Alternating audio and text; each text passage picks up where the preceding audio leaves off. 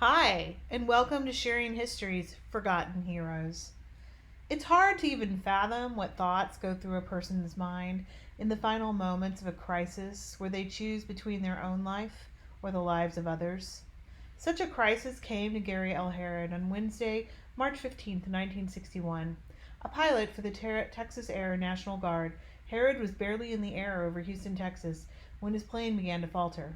With the plane's engine failing, he tried first to return to Ellington Field Airport and radioed the control tower that he planned to eject himself from the plane. Somewhere in those seconds, though, he realized that doing so would leave the plane to crash into a suburban neighborhood filled with young families. This excruciating choice included the fact that Herod had a wife and two children of his own. As the tower asked for confirmation of his intent to eject, Herod's last words were, "Not yet."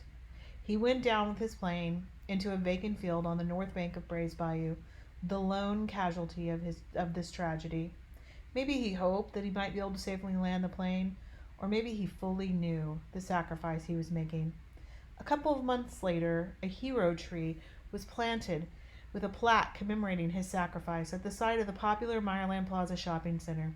And in 1965, a local elementary school was named for him. Herod was also posthumously awarded the Distinguished Flying Cross from the United States Air Force. In April of 1961, a month after the accident, a memorial fund dispersed $2,600 in donations to Herod's wife.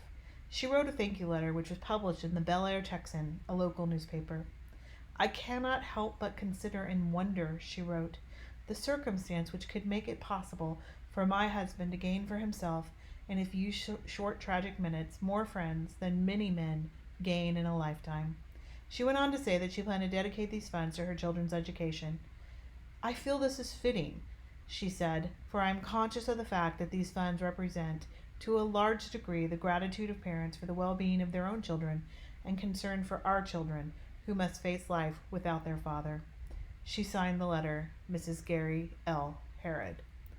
For more stories like this, visit us on sharinghistory.com or join our Facebook community at Sharing Our History on Facebook.